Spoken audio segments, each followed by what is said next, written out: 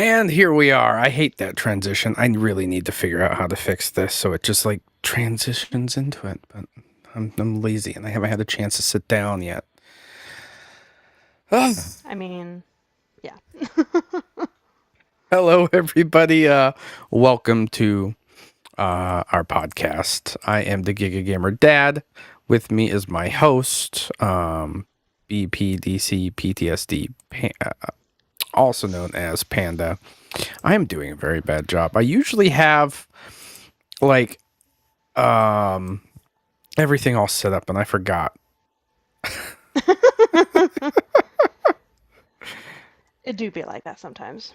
Well, I mean, I had quite the morning. So woke up, took care of my little boy while Mary was at school, and then ended up actually finally getting my diagnosis for the autism. Turns out I have it. I know when So you it is. messaged me this morning, you're like, I am acoustic. I was like, yay. I Well, even I text mean, Greg and he's like, what? Oh. he's like, I Like, didn't even yeah. have any thoughts. It was We just one of under those things. Like we were trying to find out last week, and then it got pushed because my doctor was sick, and I was like, yeah, we can do it Tuesday.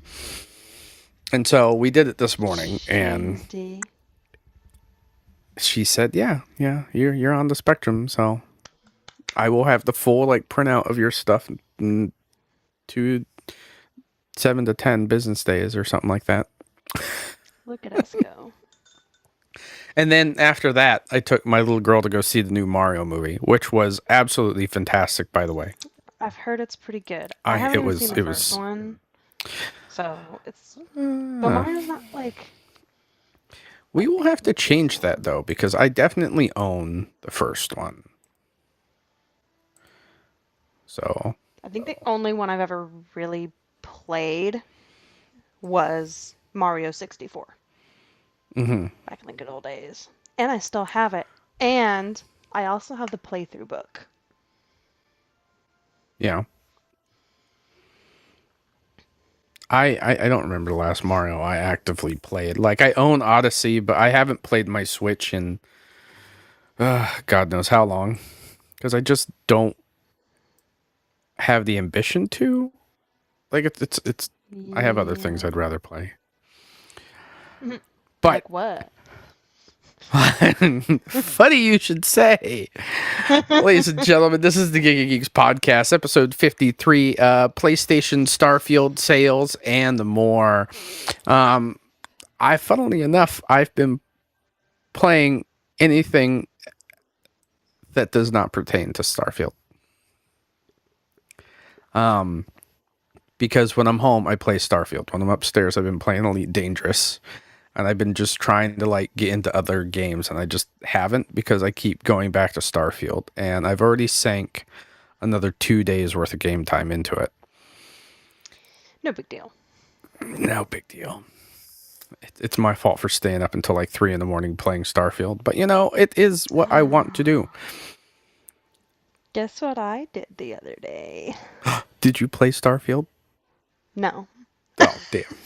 Not as Even interested anymore. it's even better for me because Okay. I know you know I suck at this game. I clutched That's a match on Rainbow. no shit. That's I great. did. I'm proud of you. Like, and I had two witnesses, so it counts. Where those two witnesses happen to be whiny babies. Whiny baby men. No, he wasn't there, but Micah was. Oh. So, Okay. That's great. That's great. That's great. I'm proud of you. Good little job. hair flip moment. So, the first story I have, and the only one that really doesn't pertain to Starfield tonight, is very interesting. It's over at. Why do I feel like I have something on my teeth? I don't like it. It's over at PC Gamer by Andy Chalk, and it was published April 10th of 2026. So a few days ago. Let's bring it up. Boop. The U.S. government wants gamers to become air traffic controllers. It's not a Oh, game, Transportation yes. Secretary Sean Duffy says. It's a sick career. Ugh, that seems awful. I don't like the way that's. Oh, what the? My stupid mouse is not cooperating with me. I don't like this. Let's go back up. Look at that article. All right. The government is once again posting videos targeting gamers, but in a surprising twist, it's not using them to promote wars of aggression or gutter racism. Instead, it's hoping to convince them to sign up to become air traffic controllers. You can be the future of air traffic control, U.S. Secretary of the Transportation Sean Duffy says on X in a message complete with a police car, light, and googly eye emojis. It's not a game, it's a sick career. Oh, God. Do we even want to look at this? Oh, God. Oh, no. They're using the Xbox logo? Let's see what this does. Let's see where we. Oh my God, that's. At least the one for the Xbox One. Oh, hold on. I Okay. don't think I have I don't think I have audio for this, do I? Boop. Mm-mm. Let's see if I can. Which means I'll probably echo a little bit. It's all right. That's okay. It's all right. We'll get there. We'll get there. I usually don't turn on audio because sometimes it just really is really because sometimes the ads will play when I'm reading something and I don't want everybody else to hear that. It's rude. Let's go in. Let's see what the hell this says.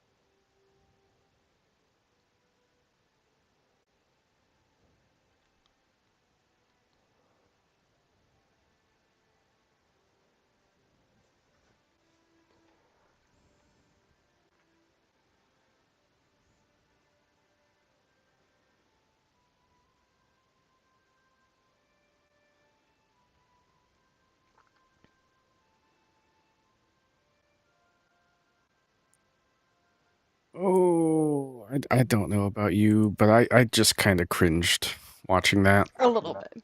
A little bit. Uh, But uh, I've known that this was actually kind of a thing going on for a while. oh yeah.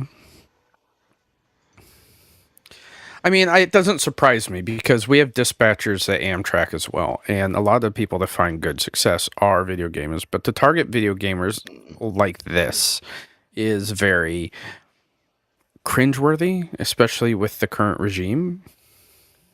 A little bit. But it's okay. Yeah, yeah. We'll get through it, I guess. Let's continue on with the story. The choice of an Xbox One logo to open up the video is interesting. The Xbox One console was supplanted by the Xbox Series X and S hardware years ago, while the Quick Smash cut clips of games that follow is a selection of relatively mainstream fare, including Madden, Fortnite, League of Legends, and Rocket League. I think the resolution is terrible. Nothing too out of the box here. And then the big question, are you up for this? This is air traffic control, which the video game notes is not actually a game, it's a career. The video message manages to spell it correctly. Oh, surprising. It's also a notoriously high pressure and stressful job, replete with mental health challenges that controllers often feel forced to hide in order to avoid decertification. But the pay is good, if that's what you're after. The video notes that the average salary of an air traffic controller is $155,000 after 3 years, and that's not nothing. The ATC hiring process is supercharged, the video says, and while I don't really know what that means, there does seem to be a certain urgency to the whole thing, which is understandable. A November 2025 CBS News report says the U.S. had 11,700 certified professional controllers and certified controllers in training, roughly 4,000 short of FAA staffing targets. That shortfall was made worse by the U.S. government shutdown that ran through October and November 2025, which left controllers unpaid for 44 days, leading to a surge in retirements. To reach the next generation of air traffic controllers, we need to adapt, Duffy said in the statement. This campaign's innovative communication style and focus on gaming taps into a growing demographic of young adults who have many of the hard skills it takes to be a successful controller.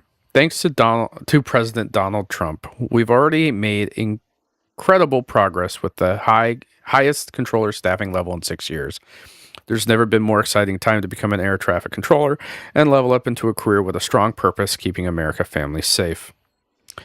A recent crash at New York's LaGuardia Airport occurred after a controller sent fire truck out into the path of an incoming jet, killing Air Canada pilots Antoine Forrest and Mackenzie Gunther. An investigation into the incident is ongoing, and numerous factors are being considered, including the possibility that the tower was not sufficiently staffed. The Trump administration fired about 400 FAA employees in early 2025, but Duffy said that at the time, that no one critical to safety, including air traffic controllers, were let go. I think he has to say that. Probably. You know what I mean? And this is the thing. Like, yeah, $155,000 isn't something to scoff at, of course. But you know what you could do that makes close to that and you have less headache?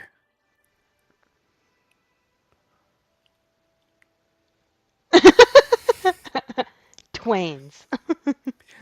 So I did do quite a bit of overtime in the beginning of the year, but I made about $115,000 last year alone. And I move trains like easier than any of this high stress that they would have up in that tower. Like, Yeah. and I didn't have to get a degree. Yes, I had to get certified. Yes, I had to be trained to be a conductor. But the possibility of me making $155,000 a year is really high, considering that I'm working Yeah. a 40-hour job all year for the most part. And if you're working on the road where the hours are 45 to almost 50 hours, you can easily break $155,000 a year. My point being And you guys is, aren't disrupted by a government shutdown, are you? I mean, we're federally subsidized, yes, but not by the government shutdown. We're considered critical. We were still running during COVID. So, Well, yeah. Which is and we were bonkers. we were told that we had to work if we were called. So it was one of those things like, oh well. I was It's essential. yeah, cutting hair. No, I was working at the vet clinic Oh, during that's COVID. right. Forgot about that. And that was hell in a handbasket. Now your job's less stressful and you cut people's hair, right? Mm-hmm. Yeah. I'm on the payroll now as assistant manager. I saw that. Congrats. I saw the thingy on Facebook. I Thanks. really just wanted to post something weird, but I was like, her boss will see this. Eh, I know I'm weird. It's fine. But that's just one of those articles I found, and I was like, this is kind of interesting. It's weird. It's weird interesting when it comes to our niche as gamers.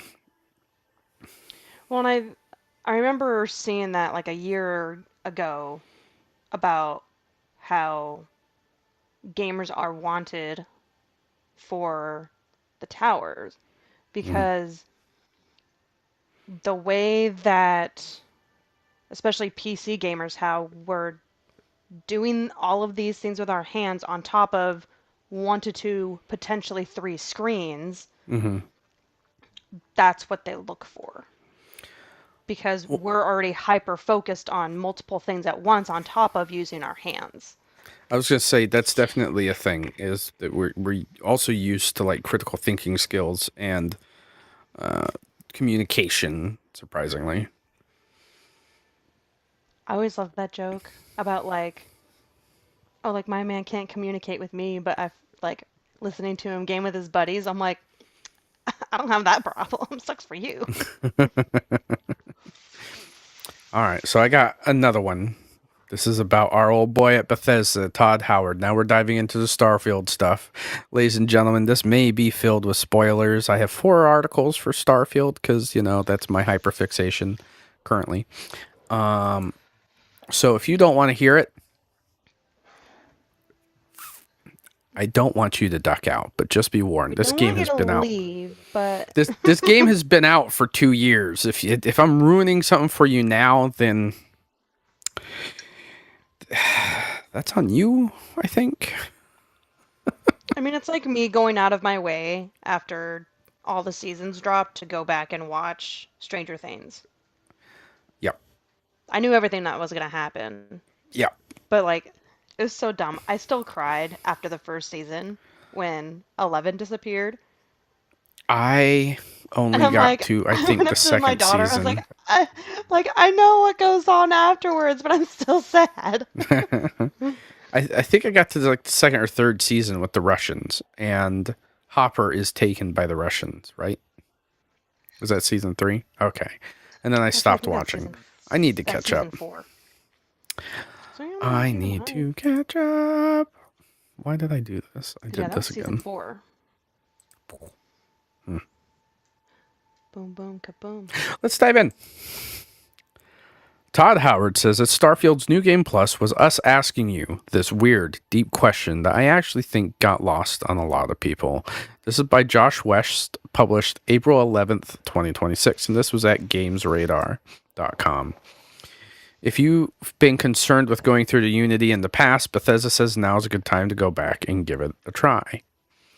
A lot of changes came to Starfield as part of the Free Lanes update. Some are small, like refinements to customization and exploration, while others are far larger, such as the introduction of deep space travel between planets in the star system. But no change is perhaps quite as profound as the one happening to Starfield's New Game Plus progression system. I'm still used to say this is a spoiler, but I don't think it is anymore. See, even Todd Howard thinks it's not, guys. So, Laughs Todd Howard, the game director and executive producer. Let's err on the side of caution here and say, for those of you who didn't finish Starfield or are perhaps coming to the game for the very first time on PS5, you may want to turn away now. For the rest of you, let's dig into the Starfield ending. When you complete the final Starfield story mission, One Giant Leap, you are presented with the option of going through the Unity. If you do this, your character will become Starborn and spawn into a brand new universe. You keep all of your powers, skills, level progression, and experience, and have the opportunity to become substantially more powerful through subsequent playthroughs. This comes at the cost of all your mission progression, outposts, relationships with characters, ships, map data, and yes, all of your hard-earned weapons, outfits, and items in a it's a big decision to make. So, what do you think so far? Because there's more to this article. That's how the old game was when you went into a new universe, you lost all of your progression other than your skills. that seems odd to me, but I mean, okay. As somebody who played it the first time, yes, it kind of sucked. Every time I'd find like a really good weapon that I really enjoyed using, or I built a ship that I absolutely loved, like getting to the very end after you've done nearly all the faction quests you can, and you're just kind of bored, you're like, okay, let's start this over again with my skills. You get to Unity, you go through it, and then you start off in like a Starborn ship, and you're practically naked other than maybe a random weapon and a Starborn spacesuit. Yeah, it was fun after the first few times, but afterwards people started creating mods that allowed you to carry things from other playthroughs into the Unity. And so I think this is why Bethesda went this way. And I haven't gone through the Unity yet, but I'm really curious to go through it. So we'll see. The Unity was our way of doing a new game plus, says Howard. It was us asking you this weird, deep question that I actually think got lost on a lot of people. It asks if you are just this power gamer who wants to get everything, or are you willing to leave this world behind? How do you feel about your own life choices? Would you leave that all behind and start over? Some of that pain, having to give up all of your stuff, Sarah Morgan not loving you anymore, and so on, is supposed to make you feel all of that. Get out of my way. Oh my gosh. You laugh, but Sarah Morgan was my first love in that game. Okay. I can't wait for her little action figure to come in so I can play with her. I ordered all those Starfield action figures, by the way. It was like I know. $110. So You sent me a picture. I was I'm like, all right. so excited. Tim Lamb, lead creative producer of Starfield, tells me that Bethesda knew early on that it wanted a compelling New Game Plus loop in place for this cosmic adventure. He points back at the disappointment many fans had at the conclusion of Fallout 3 being instructive here. The game just ended. The feedback we got at the time was that the fans were surprised. They wanted to keep playing. So we put this system into Starfield. We wanted it to be meaningful choice, but it wasn't meant to be suffering. Howard was clearly inspired by Edge of Tomorrow for the endgame progression loop Starfield launched with. It's one of my favorite movies, he says, recalling the ending of the 2014 sci-fi film directed by Doug Liman, starring Tom Cruise and Emily Blunt. That movie's great, by the way. One of my favorite scenes is when Tom Cruise gets run over by a truck. I laugh so fucking hard every time I see that scene. It's such a great scene. With an almost gleeful melancholy, I'm with Todd Howard on this one. If you're interested in an action film with excellent time loop concept, it's well worth your time. Still, Howard says that the weight of these decisions might have been lost on players. So we create this feeling of, hey, you have to leave everything you did behind. But as a gamer, you're like, I just want to go through the magic gate and get more power.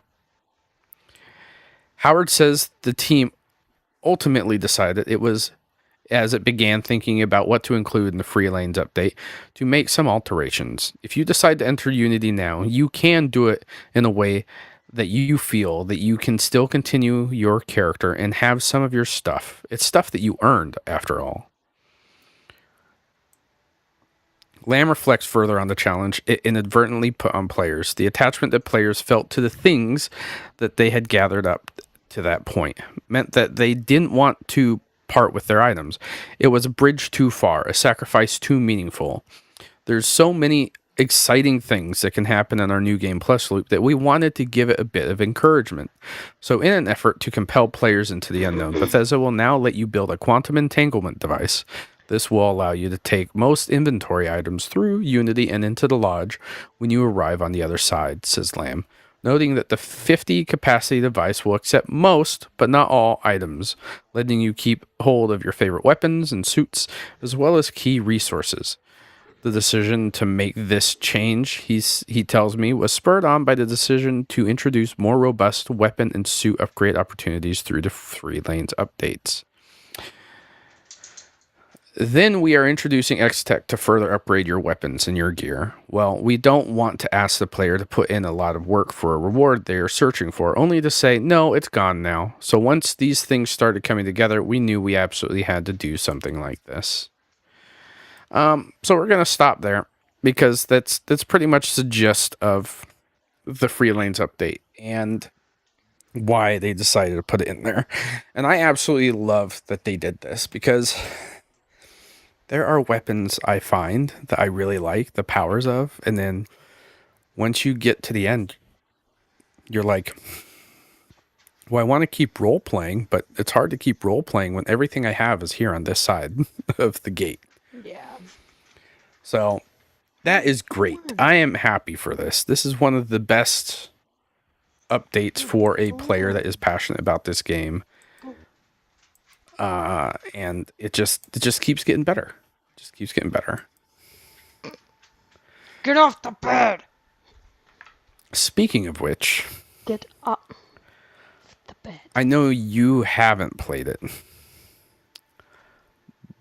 but there is a lot of players that have. Whoop. This is over at True Achievements, which is Xbox, which is a site that actually monitors your achievement progress, and you can look for like spoilers, cheats, or not really cheats, but helpful tips to help you acquire those achievements that you haven't had gotten yet. And this is by Lee Bradley, published 13th of April, 2026. So this was published yesterday. Starfield's Xbox player count jumps nearly 200% after double DLC release. Starfield's player count has seen a major resurgence in 2026 after Bethesda's spacefaring RPG received 2 major content updates. It's been absurdly busy week for Bethesda's Starfield, with the Freelane's major content update, the Terran Armada premium DLC release, a port to Sony's PS5 consoles, and even a fresh batch of Starfield achievements, all dropping on April 7th, 2026. After all this attention, it's no surprise to see major spikes in Starfield's Xbox player count in 2026. According to our weekly top 40 Xbox games charts, including below, Starfield was the 19th most popular game last week, jumping from the 52nd position to the overall top 500 with a massive 197% Xbox player count increase across consoles and Xbox PC. Naturally, this increase won't just encompass returning Starfield fans, but also new players assessing the title via the list of Xbox Game Pass games on the Premium, Ultimate, and PC Game Pass tiers. Between the allure of the game's free lane changes, which finally lets players pilot their own ship through space and engage in dogfights with other vessels, and the new story content of the Terran Armada, it seems Bethesda has proved that there's still a lot of interest in Starfield, even nearly 3 years from its initial release, or initial Xbox console exclusive debut. Which, I mean, hold up. It wasn't fully Xbox exclusive, because I hate this term exclusive because it released on PC too. I know, because I have the collector's edition for Steam on my shelf. No. I mean, granted, I have Xbox as well. I bought this game twice because I'm a psycho. But the term exclusive shouldn't be used here because it did release on PC. It released other places other than the console. But it is crazy to think that the player counts have jumped almost 200%, because Starfield's main primary base over the last 2 years have been Xbox players. Boo. Sorry. I had a thought, and I'm like, The tism strikes again. it did. Let me continue. Saying that, of the 3 major content releases Starfield has seen since launch, the double release of Free Lanes and Terran Armada has been its weakest for Xbox player turnout so far. As you might expect, Starfield's player count hit its peak during its launch week back in September of 2023. To give a sense of scale for how big the game was at launch, note that this week's player count represents only 7.23% of that initial popularity. It's worth noting as well that Minecraft, which currently sits at number 1 spot on the top 40 Xbox games chart below, did so with only 41.7% of Starfield's debut player count. So in this case, there was any doubt Starfield was a big deal at Xbox at launch, and few games released in the Xbox Series X and S era have garnered anywhere near the same level of attention. Starfield's second biggest player spike came with the release of the premium Shattered Space DLC back in September of 2024, despite the game's expanded access on the Game Pass Premium and the fact that one of the 2 updates this week was free for all players. Starfield still saw 19.4% fewer Xbox players boot up the game up this week compared to when Shattered Space launched. That said, while it initially pulled in more players at launch, Starfield Shattered Space DLC ultimately dropped 39.1% of its player count a week later.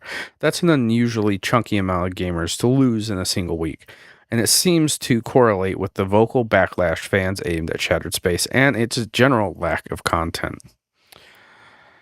So it'll certainly be interesting to see whether Free Lanes and Terra Mata double bill can do a better job maintaining players' interest for a second week. Granted, Starfield might be hard to have a hard time keeping players in the face of several big upcoming Xbox Game Pass games this week, including Hades 2 and Replaced. Still, at least for the last week, we can see a lot of players that are still more than eager to return to Seoul and continue their Starborn adventures. Now we're looking at the list here, and you have Minecraft at the top, which is an Xbox Studio game, so I'm glad that it's on the top. Fortnite, Call of Duty, Roblox, NBA 2K26, which is weird. I didn't even know they had that big of an audience. Grand Theft Auto Oh yeah. 5, which is down. Rocket League, which is down. Tom Clancy's Rainbow Six Siege, Arc Raiders, Battlefield. Like, I'm not surprised at any of those being in the top. But for Starfield to be sitting at 18, beating out Destiny 2, Well, Red Destiny Dead 2 is Redemption went up. just. I could talk a lot about Destiny 2 because Bungie has dropped the absolute ball on that franchise. And it sucks Oh yeah. because Destiny was such a cool franchise when it came out, and I loved it. But once Sony took hold of it, it kind of just shattered, fell to pieces. Crazy. But there's been a lot of criticism in the past for Starfield's player count, and what a lot of people fail to realize is that Starfield is a single player game, a single player experience. You don't have other players playing with you. The only progression you're making is for yourself. So for people to fall off of a single player game is not that big of a deal, to be honest with you. Because when it comes to a single player game, the only monetization factor that you're going to get out of that, especially Bethesda games, which are known for it, is their modding scene. The Creation Club content is what drives people to keep playing the game. You have these modders that come out, make content, and people pay to play that content if they want the achievement friendly versions, like myself. But as far as like keeping a community alive, like Starfield is still ranked in like some of the most modded games on Nexus mods. Like it's insane that it's still, despite people's belief, insanely popular for those of us enthusiasts that love those type of games.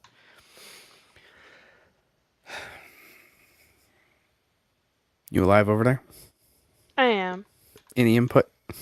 I did see Crimson Desert on there, which is dope. I'm ready to buy that game. I own it. I I'm have not super touched stoked. it yet. So far the only thing that like Greg has said about it is the controls are weird. Yes, that's what I heard too by a bunch of buddies that got it at work, and they were just talking about it. And I'm hoping that they fix some of those controls. I heard that they were working on it. They have been very good about fixing a Yeah. lot of their issues. So we will see what happens. I'm going to give it some time because, like most games, there are some bugs still at launch. Crazy. Yeah. Not that I don't want to play it, but it is just something that's sitting on my back burner right now. As far as Replaced, that just released today. I have it installed. I want to give it a try. It's an Xbox Play Anywhere title, and it looks really, really cool. Yeah. But in that same article, Starfield sold on PlayStation as well on April 7th. Any idea how many copies it sold in a week? No guess. No guess. No guess. You're no fun. Let I me know. see if I can. Oh, Jesus. I I'm also maybe I trying to should. look at things. Oh yeah. Mm, Okay. Let's bring this up. Boom. This is at notebookcheck.net. And this is by Abdul Hadi, published 4/14/2026. So today, actually. Starfield sells over 140,000 copies on PS5 in 1 week, generating $7.7 million in revenue. Just from that alone, $7.7 million in revenue. Bethesda made their money. that's bonkers. That's like people are like, "Oh, it didn't sell very much." But it's not the amount of copies that you have to look at. It's the amount of money it's generating because a lot of those people probably bought like premium editions. Like for all the content. But I mean, That's $100 a pop. Should we do the yeah, but I math? mean, like after it's been out for so long, if you're just now starting to buy it, like why wouldn't you? But I mean, yes, but this is on PlayStation, so it's on a console that it wasn't on originally. Fair.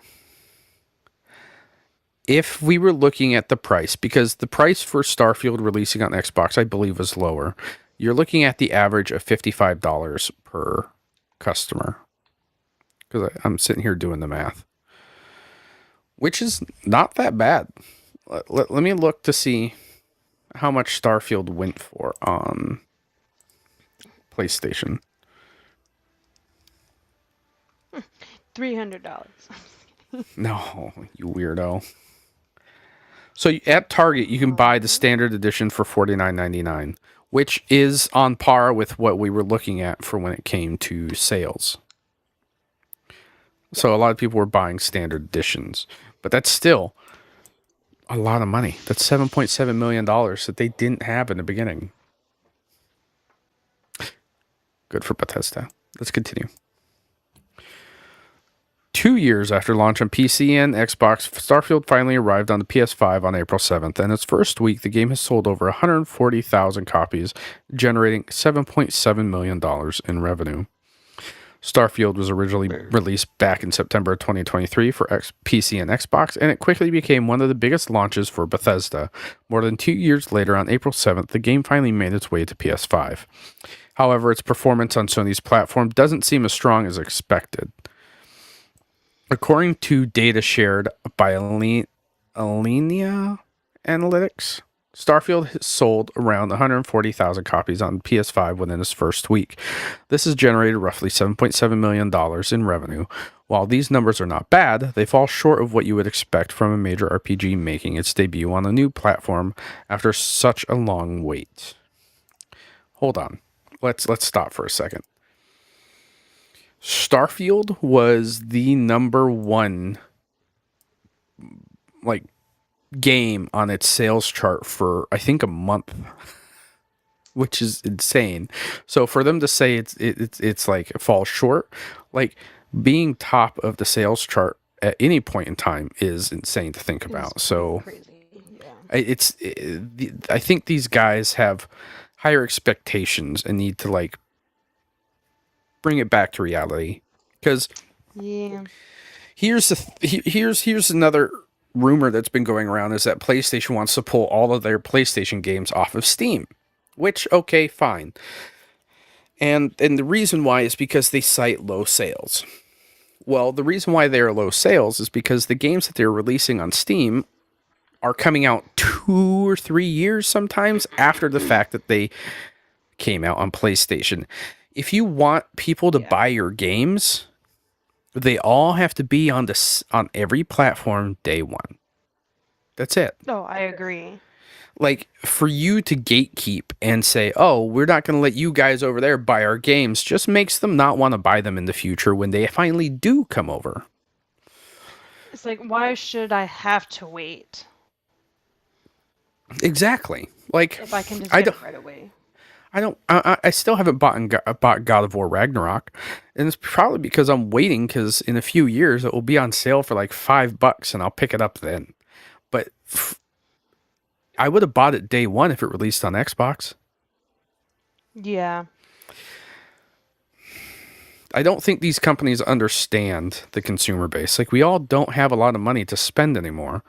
Like I mean, obviously I'm one of those weird people that will throw my money at anything that I want. But as far as the majority of the consumer base, money doesn't grow on trees.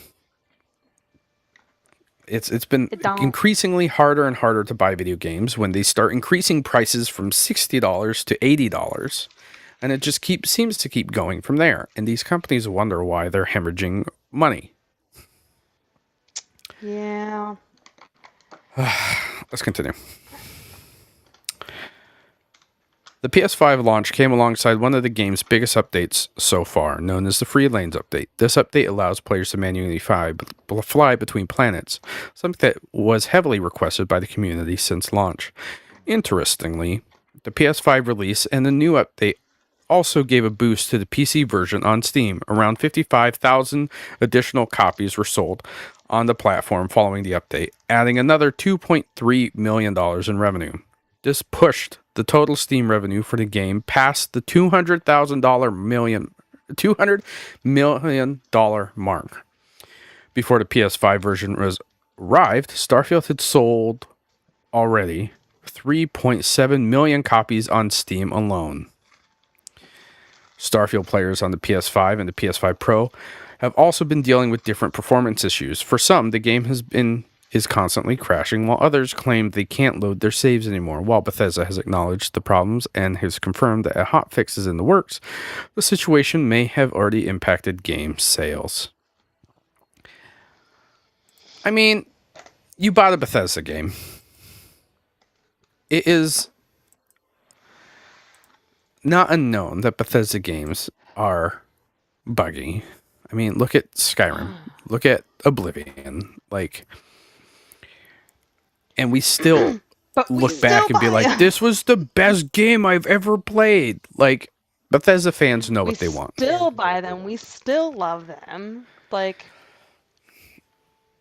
I've seen the meme of that, but it's like talking about, oh, like, have you ever bought a game that's like blah, blah, blah, blah, blah, or have you ever tried? It's like, have you ever bought a Bethesda game? Like, joke's on you, buddy. I'm used to this. Yeah, like, game or bugs don't bother me as a gamer. Because here's the thing, nothing's going to be perfect. Video games are made by a lot of people working very hard. They're not going to be able to catch everything if they keep making their games out of scope. Yeah. Or too big for it's like, don't be too big for your And even britches, and most of these companies are trying to do just that. and even some of the bugs are actually kind of funny. Because you're like, okay, like, I mean, oh, that's like when you're like falling through the floor in Skyrim, you're like, okay. or you get smacked into space by a giant, Oh my God.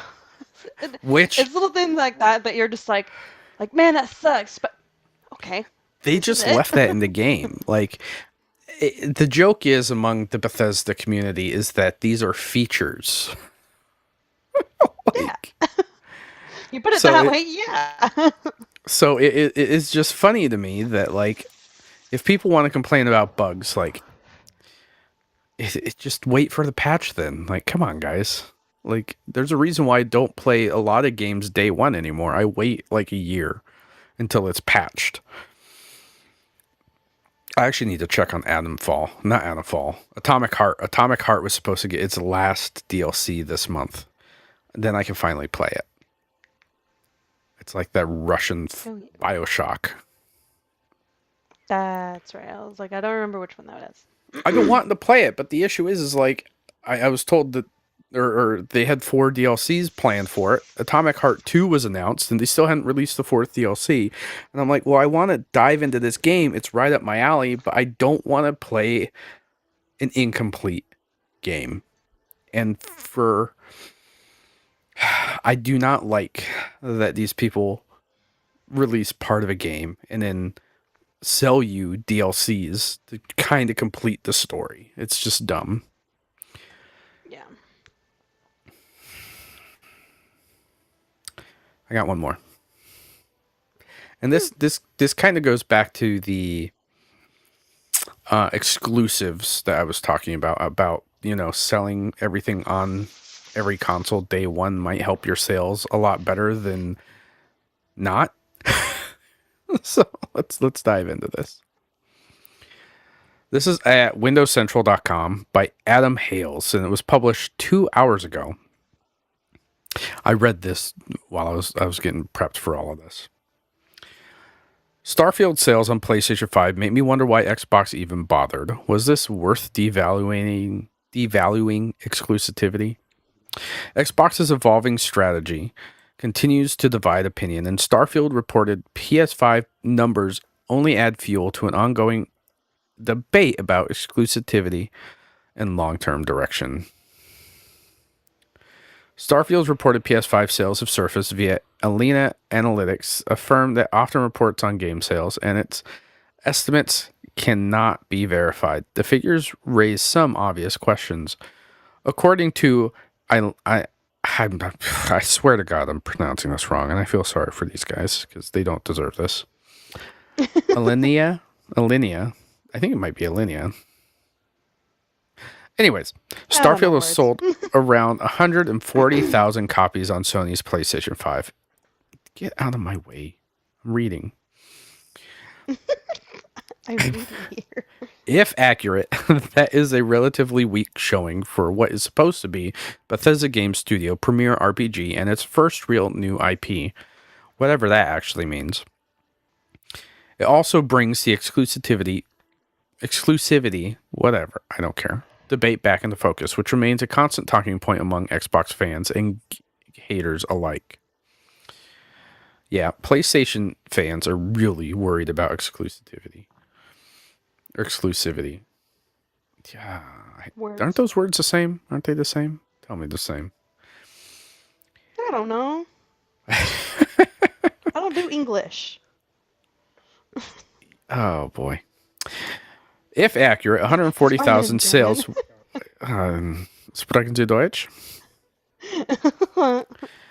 If accurate, 140,000 sales would put Starfield behind the likes of even The Outer Worlds 2 on PlayStation 5, which Alinea estimates has sold 160,000 copies. It would also fall further behind titles like Microsoft Flight Simulator 2024 and Ninja Gaiden 4, both of which were said to have surpassed 240,000 copies on PlayStation 5.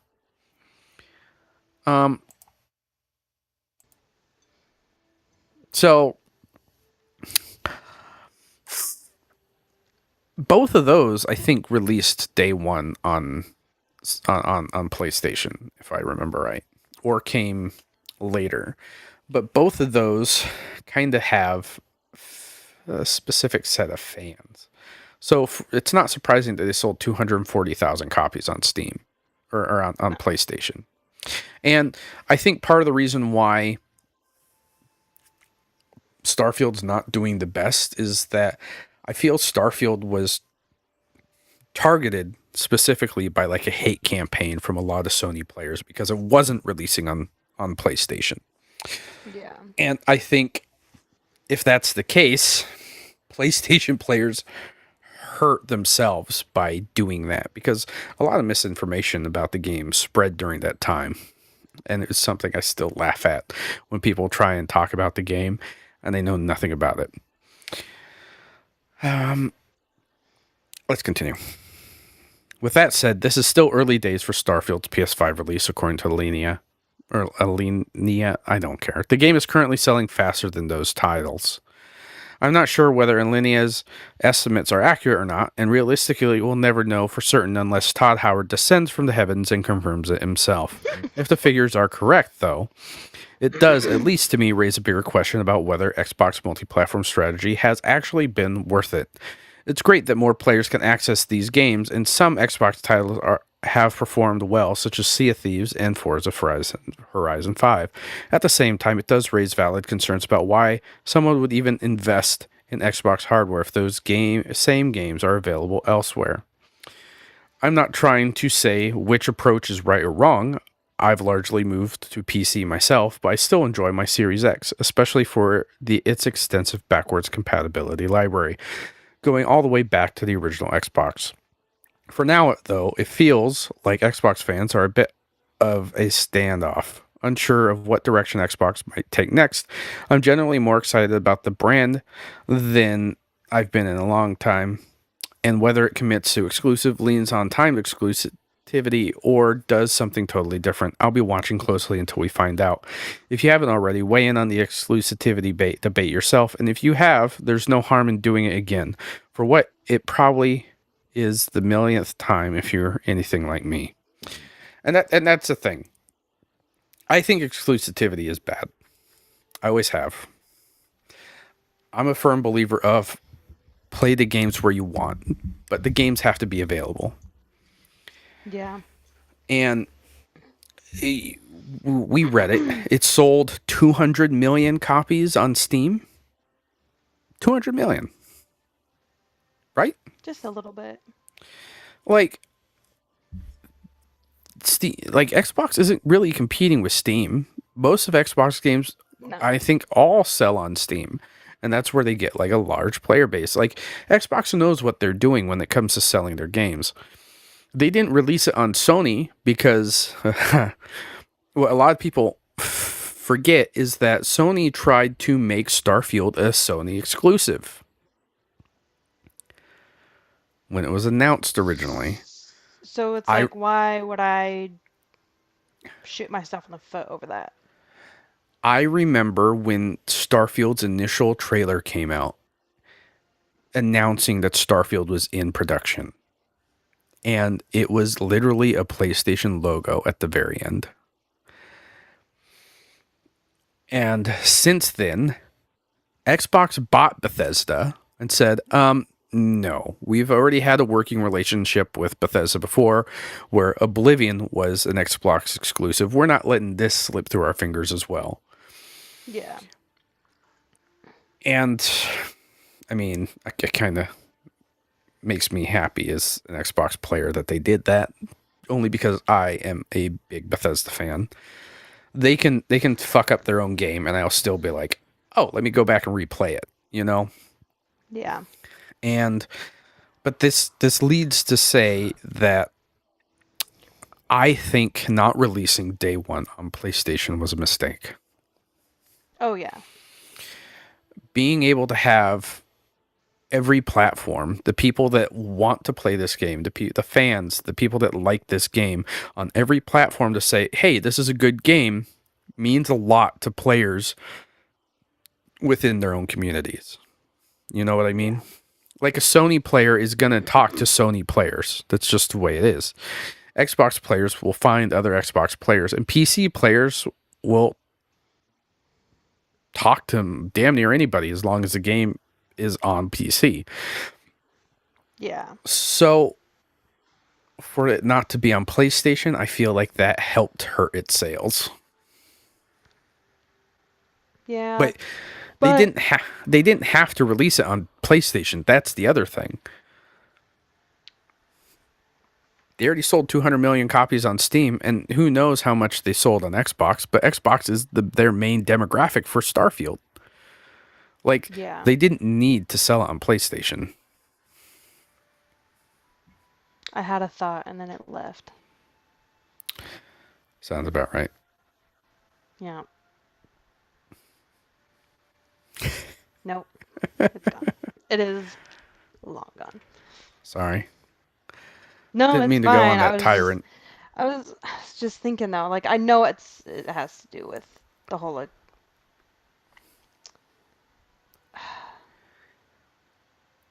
Like, this next generation is going to be interesting considering that the next Xbox is reportedly, well, I mean, it's not reportedly, it is now announced that it will be playing PC storefront games and running a PC. Like, I was talking to somebody on Reddit. I'm like, oh, this is why PlayStation's the best, because they were talking about some of the backwards compatibility. Like, Xbox is having issues with their backwards compatibility.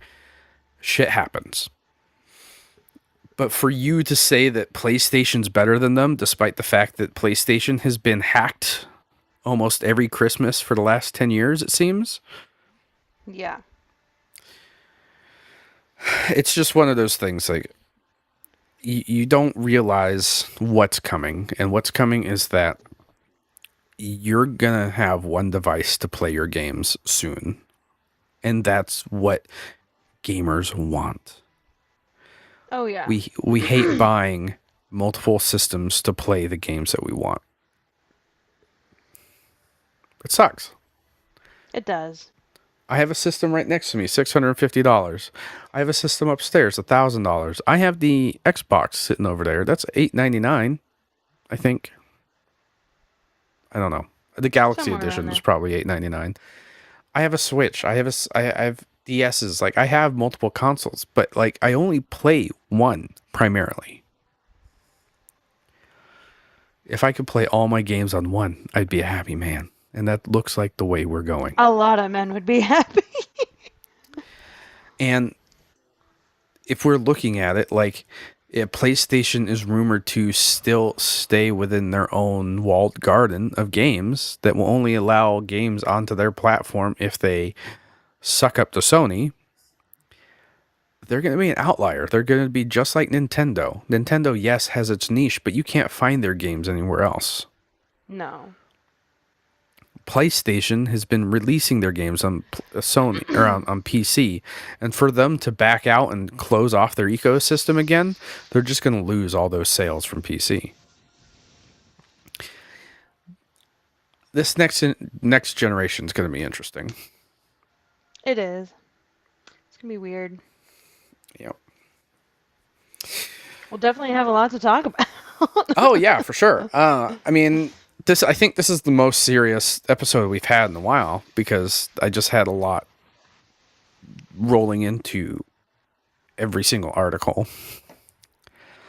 Yeah. My tism can take a break now, though.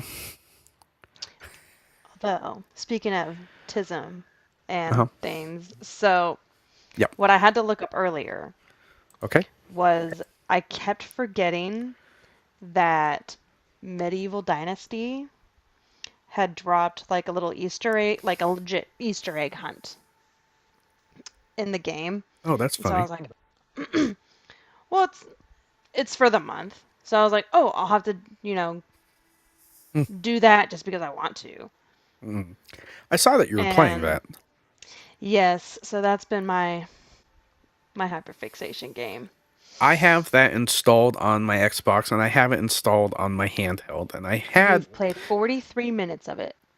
I was gonna say, I played maybe an hour, and Not even an hour. it's just one of those games that like I like literally just looked because I was like, I know I've put some work on this thing. uh-huh. So, because I've been playing with Greg, I've put like 3 days into this. Atta girl. And out of that, like playing it with Greg, he's only put 20 hours into it.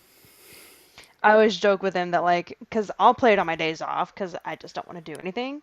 Hmm. And next thing I know, like, he'll call me and be like, "Oh, what are you doing?" I'm like, "Well, while you're off at war, I'm playing this game and I've done all these things with our village, so putting in work." And so I I told him today, I was I like, "You get haven't that. even seen all the rearrangements that I've done with this place because I'm constantly moving things around, but I finally got it to where I think I want it to stay." So are you guys So, married in the game? Is that what's going on? yeah. Oh, nice. That's That great. was like the first thing he did. What's that? I need to move into your village and burn it down? I'm kidding. I wouldn't do that. Can I No. be a blacksmith? I'd love to be a blacksmith. That'd be dope. So that's the thing is you hire people to do the jobs for you. Oh, that sucks. It That's is not as fun. so stressful. I mean, you can do the things like because there's certain times where I'm like just now before we got on, Hmm. I was like, "Oh, I need to update my smithy to a level 3." Mm. But my lumberjack ain't doing squat with making me planks. So then I went ahead and went in and made a bunch of planks and then upgraded my smithy. It So it's is a like game that seems right up my alley. it's slow moving when you have the workers, but at the same time, like there's so much to do. So much to do.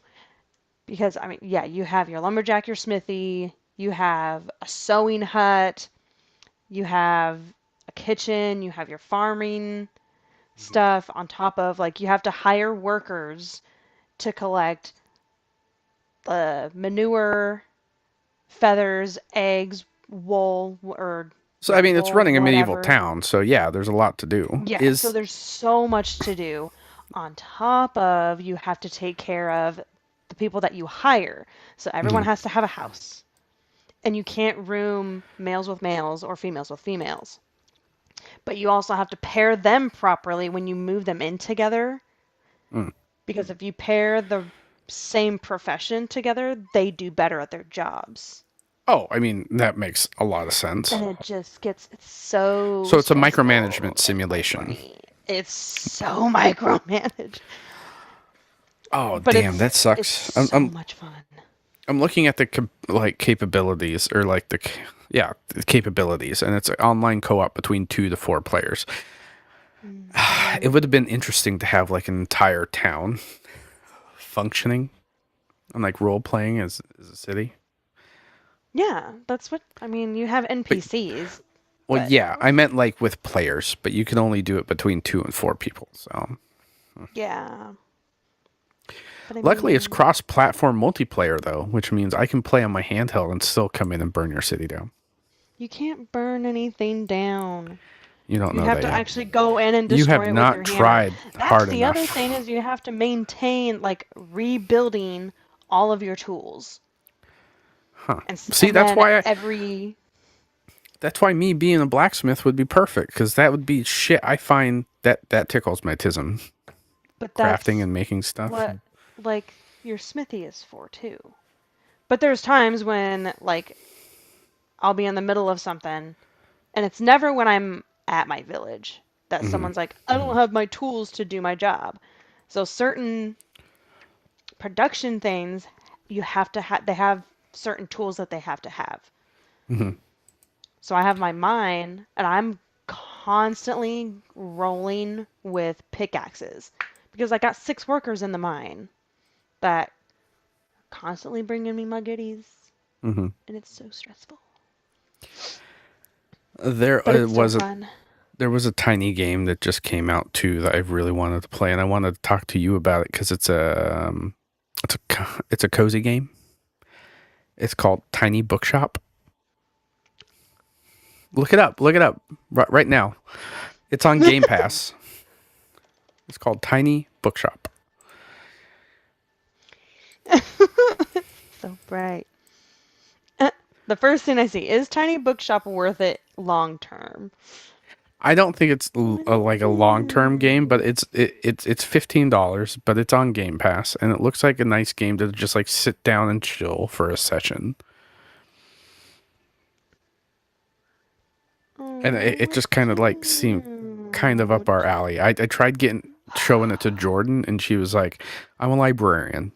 I don't want to have anything to do with those books." After I leave, I'm like, "But you read." She's like, "I don't read at work." Fair. So, but yeah.